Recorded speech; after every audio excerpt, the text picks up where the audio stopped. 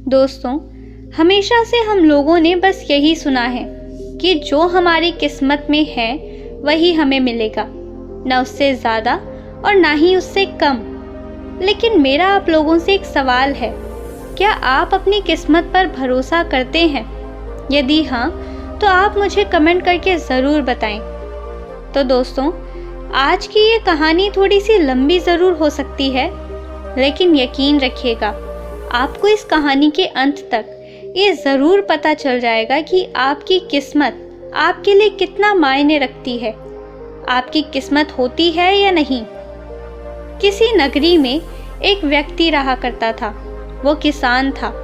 उसे लगता था कि उसकी किस्मत सबसे खराब है। जब भी वो कुछ करने की कोशिश करता तो सब कुछ गड़बड़ हो जाता था। वो हमेशा अपने आप से नाखुश रहता था। उसे लगता था कि इस दुनिया में सबसे बुरी किस्मत उसी की है, बल्कि सभी की किस्मत उससे कहीं ज़्यादा अच्छी है। उसने अपने खेतों में काम किया, बढ़िया फसल उगाई, लेकिन इत्तेफाक से उस समय खूब ज़ोरों की बारिश होने लगी और उसकी पूरी की पूरी फसल खराब हो गई। हालांकि उसके साथ में और भी बाकी किसानों की भी फसलें पूरी तरह से नष्ट हो चुकी थी, लेकिन उसे तो बस यही लग रहा था कि उसी की किस्मत खराब है और उसी के साथ ये सब हुआ है। कुछ महीनों बाद उस व्यक्ति की शादी हो गई। शादी को धीरे धीरे 5 साल बीत चुके थे, लेकिन अभी तक उसकी बीवी को कोई बच्चा नहीं हुआ। वो फिर से यही सोचने लगा कि उसी की किस्मत खराब है। वो मन ही मन अपनी किस्मत को दोष देने लगा और काफ़ी ज़्यादा परेशान भी रहने लगा। लेकिन कुछ दिनों बाद उसने ये सब भुलाकर अपने खेतों में फिर से काम करना शुरू कर दिया। उसने एक बार फिर से अच्छी फसल उगाई, लेकिन अब की बार बाकी गांव वालों की फसलें बहुत अच्छी हुई और उसकी फसल इतनी अच्छी नहीं हो पाई। और अब की बार उसके सब्र का बांध टूट गया। वो कहने लगा, अब तो मुझे पूरा विश्वास है कि भगवान ने जानबूझकर मेरी किस्मत ऐसी लिखी है। वो व्यक्ति भगवान को कोसता रहता, उन्हें हर चीज़ों के लिए दोष देता रहता, और अब उसने ठान लिया था कि वो इसका समाधान ढूंढ कर ही रहेगा। इसका समाधान ढूंढने के लिए वो कई ज्ञानियों से भी मिला, और जो कुछ भी उन ज्ञानियों ने उसे बताया उसने वो सब कुछ किया। उसके बाद अगले साल उसकी फसल बहुत अच्छी हुई और वो ये सोचकर बड़ा प्रसन्न हो रहा था कि अब तो सब कुछ ठीक हो चुका है, अब मेरी किस्मत बदल चुकी है, अब मेरी किस्मत में ऐसा कुछ नहीं होगा जिससे मुझे कोई नुकसान हो। वो और बाकी सब गांव वाले बड़ी खुशी खुशी अपना अनाज लेकर शहर बेचने जा रहे थे। तभी अचानक रास्ते में कुछ डाकुओं ने उनकी फसल लूट ली। सभी किसान अपनी जान बचाकर वहां से भागने लगे। इस भागा दौड़ी में, इस अफरा तफरी में कुछ लोगों को अपनी जान भी गंवानी पड़ी। वो व्यक्ति किसी तरह से अपनी जान बचाकर घर वापस आया तो उसे पता चला कि उसके माता पिता एक साथ इस दुनिया से जा चुके हैं। ये खबर सुन वो पूरी तरह से टूट गया। वह पूरी तरह से निराश हो चुका था। अब उसके मन में कोई भी आशा की किरण नहीं नजर आ रही थी। अब उसे पूरा यकीन हो चुका था कि वो चाहे कुछ भी कर ले, अब उसकी किस्मत कभी नहीं बदल सकती। वो चाहे कुछ भी कर ले, चाहे कितने भी अच्छे कर्म कर ले, लेकिन उसे तो हमेशा नुकसान ही झेलना पड़ेगा। उसने मन ही मन ये निश्चय कर लिया था कि इस दुनिया में अगर किसी की किस्मत सबसे खराब है तो वो उसी की है। अब उसने सारे काम धंधे छोड़ दिए थे। अब उसका मन किसी भी काम में नहीं लगता था। जब भी उसकी पत्नी उसे कुछ करने के लिए कहती तो वो ये कहकर टाल देता कि क्या फ़ायदा, आखिर में मुझे ही नुकसान झेलना पड़ेगा, तो इससे तो अच्छा यही है कि मैं कुछ ना करूं। एक दिन संध्या का समय था। वो काफ़ी गुमसुम होकर अपने खेत के किनारे बैठा हुआ था। उस खेत के किनारे पर एक नारियल का पेड़ था। एक दूसरा व्यक्ति उसी रास्ते से होकर गुजर रहा था। तभी जैसे ही वो नारियल के पेड़ के नीचे आया, नारियल अपने आप फूटकर उसके ऊपर गिर गया। ये देख किसान को बड़ी ही सहानुभूति मिली। वो सोचने लगा कि लगता है इसकी भी किस्मत मेरी ही तरह खराब है। वो तुरंत उस आदमी के पास पहुंचा। उसने उस व्यक्ति से कहा, लगता है तुम्हारी किस्मत भी बहुत खराब है, तभी तो तुम इतने आराम से जा रहे थे और अचानक तुम्हारे सर पर ये नारियल आ गिरा। तभी वो दूसरा व्यक्ति कहता है कि किस्मत ये क्या होती है, इसके बारे में मुझे कुछ नहीं पता। पहले मैं भी ऐसा सोचता था कि मेरे पास किस्मत है, लेकिन जब मैं एक संत से मिला, उन्होंने मेरी किस्मत मुझसे ले ली। अब मेरे पास कोई किस्मत नहीं है, तो वो अच्छी है या बुरी ये मुझे कैसे पता। लेकिन फिर भी अगर तुम अपनी किस्मत आजमाना चाहते हो, अपनी किस्मत को बदलना चाहते हो, तो मेरे पास कोई है जो तुम्हें किस्मत बदलने का सूत्र दे सकता है। ये सुन वो किसान उस व्यक्ति से कहता है कि बताओ मुझे वो गुरु कहाँ मिलेंगे, मैं भी उनसे मिलना चाहता हूँ और अपनी किस्मत के बारे में उनसे जानना चाहता हूँ। और मैं उनसे ये भी जानना चाहता हूँ कि क्या मेरी किस्मत ही खराब है, क्या मैं इसे बदल नहीं सकता। ये सुन वो आदमी उस किसान को एक रास्ता बताता है, एक जगह बताता है जहाँ पर वो गुरु से मिलेंगे। अगले दिन सुबह सुबह वो किसान अपने लिए कुछ खाना लेता है, कुछ सामान लेकर उस रास्ते की ओर चल पड़ता है। काफी समय चलने के बाद उसे एक जंगल के रास्ते से होकर गुजरना पड़ता है। और जब वो जंगल के रास्ते से होकर गुजर रहा था, तभी कुछ लुटेरों ने उसे आकर पकड़ लिया, उसका सारा सामान छीन लिया और उसकी पोटली खोलकर देखी तो वो भी अपना माथा पीटने लगे और कहने लगे, मेरी ही किस्मत खराब है। इतने दिनों के बाद कोई ऐसा मिला जिससे हम कुछ लूट सकें, लेकिन ये व्यक्ति भी केवल कुछ खाना और कुछ कपड़े लेकर जा रहा है। किसान ने जैसे ही ये बात सुनी वो बड़ा प्रसन्न हुआ। वो उस लुटेरे से कहने लगा, क्या कहा तुमने, तुम्हारी भी किस्मत खराब है? लेकिन मुझे तो लगता था कि मेरी ही किस्मत खराब है। तभी लुटेरे ने कहा, यदि तुम जैसे लोग यहाँ से आते जाते रहेंगे तो भला मेरी किस्मत कैसे अच्छी हो सकती है। यदि तुमने कुछ धन लिया होता तो वो धन मेरे काम आ जाता। अब मैं तुमसे क्या ले जाऊं, ये खाने पीने का सामान।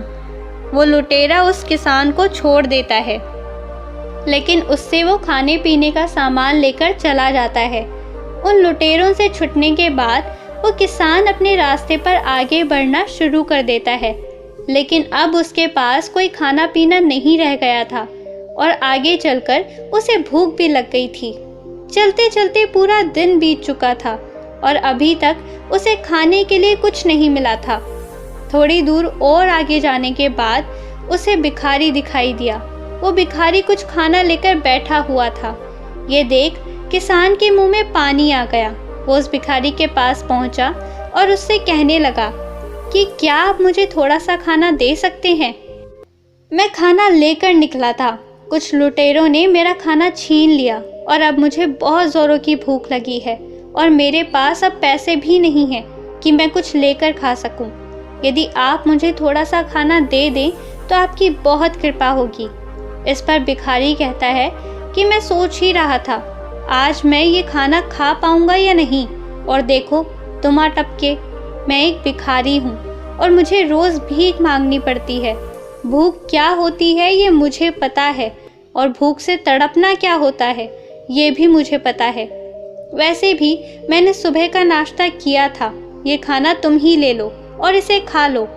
उस किसान ने खुशी खुशी उस भिखारी से वो खाना ले लिया और खाना खाकर उस भिखारी का धन्यवाद किया और अपने रास्ते पर आगे की ओर चल पड़ा। लेकिन मन ही मन वो अपने आप को कोस रहा था, अपनी किस्मत को दोष दे रहा था। वो कह रहा था कि आज मेरे कैसे दिन आ गए कि मुझे एक भिखारी से भीख मांगकर खाना पड़ा। किसान जैसे जैसे आगे बढ़ता जा रहा था, उसके पेट भरने का अब कोई साधन नहीं बचा था। जहाँ वो भीख मांग सकता था, भीख मांगकर खाता था, और जहाँ कहीं पर भी उसे काम मिल जाता था तो वो काम करके थोड़े से पैसे इकट्ठे करता और फिर उनसे भोजन कर लिया करता था। इसी प्रकार उसे पूरे 12 दिन बीत चुके थे और 12 दिन की यात्रा करने के बाद आखिरकार वो उस आश्रम पर पहुंच ही गया जहां वो संत रहा करते थे। उसने देखा कि उस आश्रम से एक महान राजा बाहर आ रहे थे। उसने आश्रम के एक सन्यासी से कहा कि ये कौन है। इस पर सन्यासी ने जवाब देते हुए कहा, ये इस राज्य के राजा हैं। इन्हें लगता है कि इनकी किस्मत बहुत खराब है, जिस कारण वो यहाँ पर आए थे। इस पर किसान मन ही मन के सोचने लगा कि राजा के पास तो सब कुछ होता है, धन दौलत वैभव, फिर इन्हें ऐसी क्या कमी हो गई जिस कारण इनको ऐसा लगता है कि इनकी किस्मत खराब है। उसने उस सन्यासी से पूछा कि आखिर ये क्यों आए थे, इन्हें ऐसा क्यों लगता है कि इनकी किस्मत खराब है। तभी वो सन्यासी कहता है कि ये जब भी किसी युद्ध में लड़ने जाते हैं तो वहाँ से हार कर ही वापस आते हैं, और यही वो कारण है जिससे इन्हें लगता है कि इनकी किस्मत ही खराब है। तभी वो किसान कहता है कि किस्मत तो मेरी भी खराब है, इसीलिए तो मैं इस आश्रम में आया हूँ ताकि मैं उन गुरुवर से मिल सकूं जो किस्मत बदलने का सूत्र देते हैं।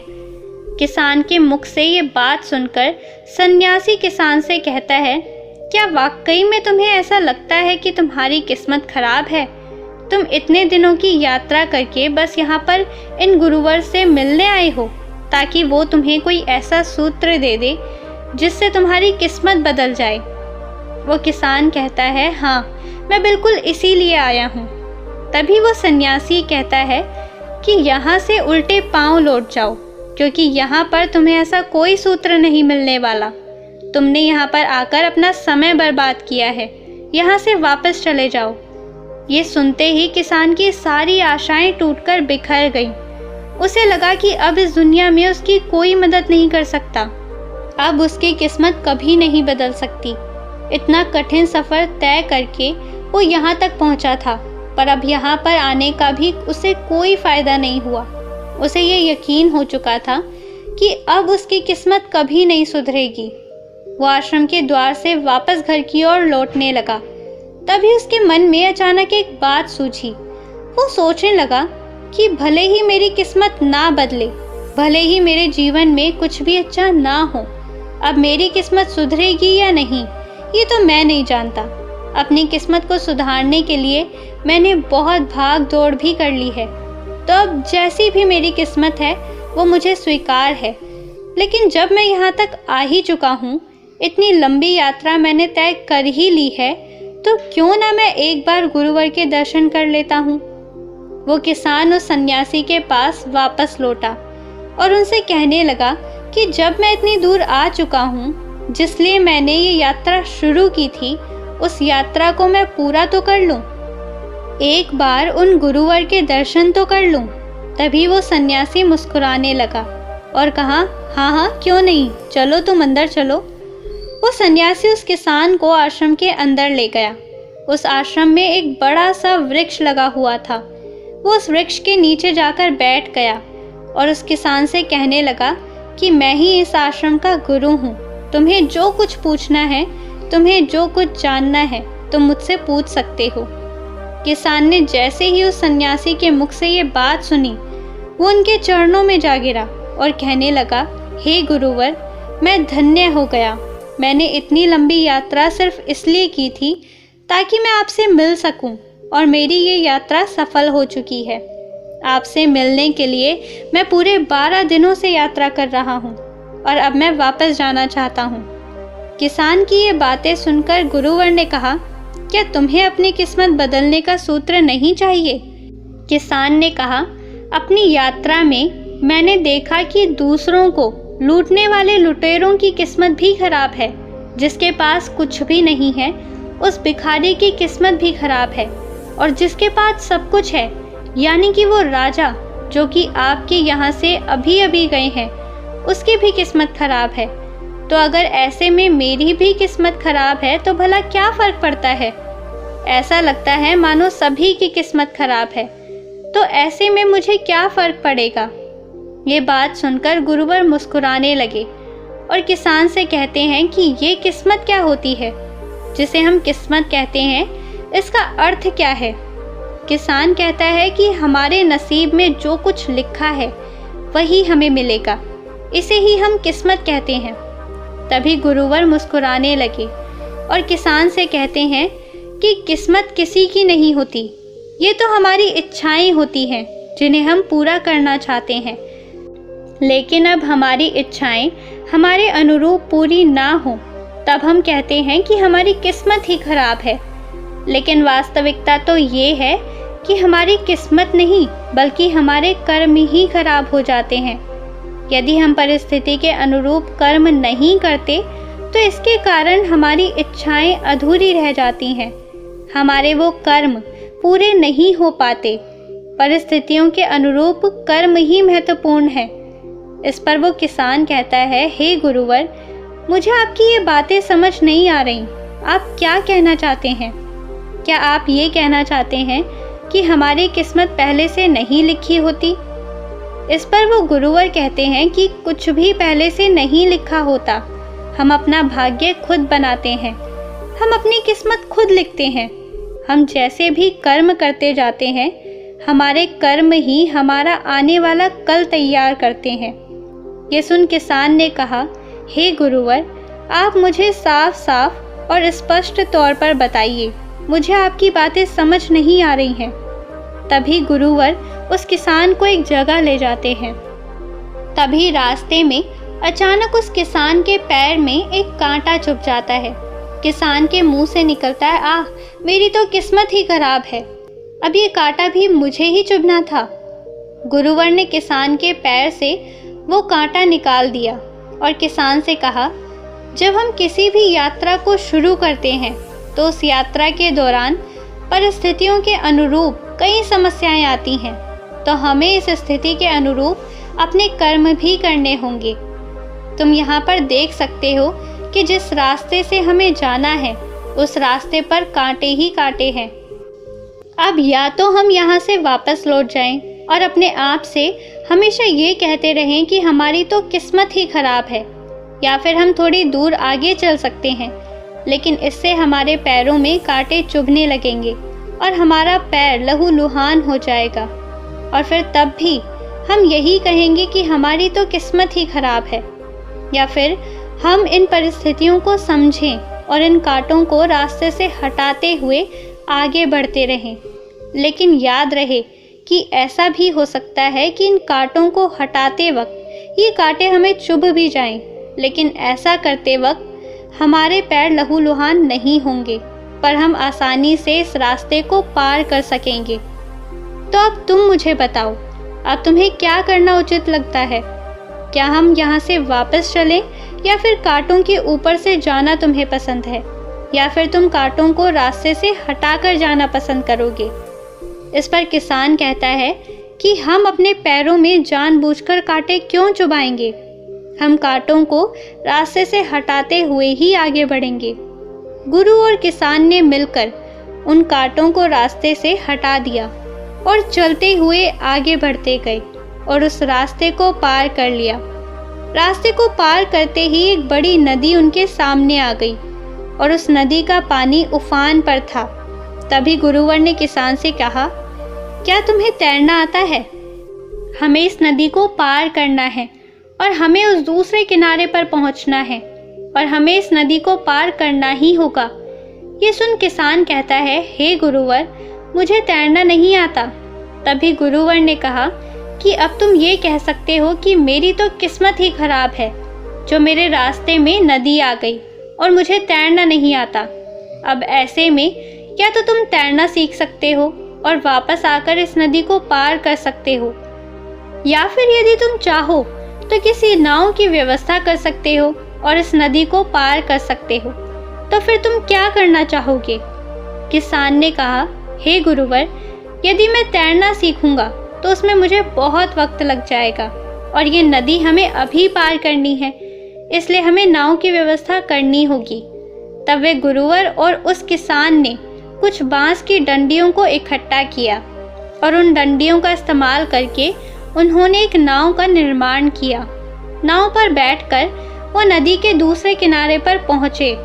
जैसे ही वो गुरुवर और वो किसान उस नदी को पार कर लेते हैं, तभी किसान गुरुवर से कहता है, हे गुरुवर, क्या होता अगर बीच में ही बाढ़ आ गई होती? क्या होता हमारी नाव बीच में ही डूब गई होती? तो हम दोनों डूब जाते, तब क्या होता? तब क्या हमारी किस्मत खराब नहीं होती? तब क्या हम ये नहीं कह सकते थे कि हमारी किस्मत खराब है? तभी गुरुवर ने उस किसान के सवाल का जवाब देते हुए कहा, बिल्कुल नहीं। जब तक हम जीवित हैं, जब तक हमारा ये जीवन, तब तक कोशिश और प्रयास हमें करते रहना चाहिए। जीवन को बचाने का प्रयास ज़रूरी है, लेकिन जीवन कभी बचता नहीं। किसी का भी जीवन आज तक नहीं बचा। अगर हम जिंदा रहते हुए भी जिंदा रहने का प्रयास करें तो हम कभी भी जीवन जी नहीं सकेंगे, और इस प्रकार का जीवन मुर्दों के समान जीवन जीना है। यदि तुम चाहते तो तुम नदी के किनारे पर ही रुक सकते थे, और नाव डूबने का जो खतरा तुम्हें दिखाई पड़ रहा था, इसकी संभावना भी खत्म हो जाती, या फिर नदी में बाढ़ आने की संभावना, या फिर नदी में डूब जाने की संभावनाएं, ये सारी संभावनाएं वहीं पर खत्म हो जाती। लेकिन तुम मुझे एक बात बताओ, यदि तुम नदी के किनारे बैठे रहते तब क्या तुम जिंदा ही रहोगे? इसका कोई प्रमाण है? किसान ने कहा, हाँ गुरुवर, आप बिल्कुल ठीक कह रहे हैं। यदि मैं नदी के किनारे पर रुकने का निश्चय करता भी, तब भी इसका कोई प्रमाण नहीं था कि मैं जिंदा ही रहता। मुझे आपकी बात समझ में आ गई है। गुरु ने किसान को आगे का रास्ता दिखाया, और कुछ दूर आगे चलने के बाद किसान को एक बहुत बड़ा पहाड़ नजर आया, और वो पहाड़ इतना कटीला था कि यदि किसान उस पर चढ़ाई करता तो मृत्यु निश्चित थी। गुरुवर ने किसान से कहा, तुम चाहो तो यहाँ से वापस जा सकते हो, ये मानकर कि तुम्हारी किस्मत खराब है, क्योंकि रास्ते में इतना बड़ा पहाड़ जो आ गया। तुम इस रास्ते को पार कर लेते यदि ये पहाड़ बीच में ना आता, और तुम अपनी मंजिल तक भी अवश्य पहुंच जाते। तभी किसान उन गुरुवर से कहता है, हे गुरुवर, इस पहाड़ की दूसरी तरफ ऐसी कोई मंजिल नहीं है जिसे मैं पाना चाहता हूँ, और जो कुछ मुझे सीखना था, जो मंत्र मुझे चाहिए था, वो आपने मुझे दे दिया। मैं ये समझ चुका हूँ कि किस्मत का रोना हम अपनी कमियों के कारण, अपनी कमियों को छुपाने के लिए करते हैं। हम ये नहीं चाहते कि हमें अपनी कमियों का पता चले, और यदि हमारी कमियों के बारे में किसी दूसरे को पता चल जाएगा तो वो इसका लाभ भी उठा सकता है। इसलिए हम में से अधिकांश लोग वास्तव में किस्मत का सहारा लेते हैं, लेकिन वास्तविकता यही है कि हमारे जीवन में ये सारी केवल परिस्थितियां हैं, और हम इन परिस्थितियों के अनुरूप अपने जीवन जीने से डरते हैं। हम अपने जीवन में कर्म नहीं करना चाहते, हम चमत्कार चाहते हैं। हमें कोई भी कर्म ना करना पड़े और हमारी सारी इच्छाएं पूरी हो जाए। हम जो कुछ भी चाहते हैं वो सब हमें मिल जाए। हम ऐसा ही चाहते हैं, इसलिए हम चमत्कारों की ओर भागते हैं। हम भाग्य बदलने का सूत्र ढूंढते हैं, जबकि वास्तविकता यही है कि किसी का भी भाग्य स्थिर नहीं है। हम जैसे कर्म करते हैं वैसे ही हमारा भाग्य बनता है, और हमारे कर्म के अनुसार ही हमारा भाग्य बदलता रहता है। लेकिन हम में से अधिकांश लोग किस्मत का खेल मान लेते हैं, और पहले से जो लिखा हुआ है उसे ही स्वीकार कर लेते हैं। लेकिन अब से मेरा कोई भाग्य नहीं है, मेरी कोई किस्मत नहीं है। मेरे सामने जो भी परिस्थितियां हैं और जो भी कर्म है, उनके अनुरूप ही मुझे कर्म करने होंगे, उनके अनुरूप ही मुझे चलना चाहिए। मंजिल तक पहुंचने के लिए कांटों से भरा रास्ता हो, या फिर उफनाती हुई नदी, या फिर एक बड़ा पहाड़, अपनी मंजिल तक पहुंचने के लिए हमें इन्हें पार करना ही होगा। आखिर में वो किसान गुरुवर से कहता है, हे गुरुवर, यदि मैं इस पहाड़ को चढ़ जाता तो मुझे क्या मिलता? गुरु ने कहा, वही जो सबको मिलता है। रास्ते मायने नहीं रखते, मंजिल मायने नहीं रखती, बल्कि इनका निचोड़ ही तुम्हारी मंजिल होती है। रास्तों का ज्ञान तुम्हारा विज्ञान बन जाता है, और रास्ते ही हमें सिखाते हैं हमें अपने जीवन में किस तरह से आगे बढ़ते रहना चाहिए। क्योंकि बिना रास्तों की कोई मंजिल नहीं होती, और जब मंजिल मिल जाती है तब वो बिना रास्तों के अधूरी होती है। इसलिए किस्मत पर छोड़कर अपने कर्मों से भागिए मत, बल्कि अपने कर्मों को करते जाइए, क्योंकि यही वो कर्म है जो आपको आपकी मंजिल तक पहुंचाने में मदद करेंगे। इसलिए दोस्तों, भाग्य के भरोसे मत बैठिए, अपने कर्मों को नियमित तौर पर करते जाइए। अपने कर्मों पर विश्वास कीजिए, अपने कर्मों से अपना भाग्य खुद लिखिए। उम्मीद है आपको आज की ये वीडियो ज़रूर पसंद आई होगी। वीडियो पसंद आई हो तो वीडियो को लाइक और शेयर ज़रूर करें और चैनल को सब्सक्राइब करना ना भूलें। मिलते हैं अगली वीडियो में, तब तक आप अपना ख्याल रखें।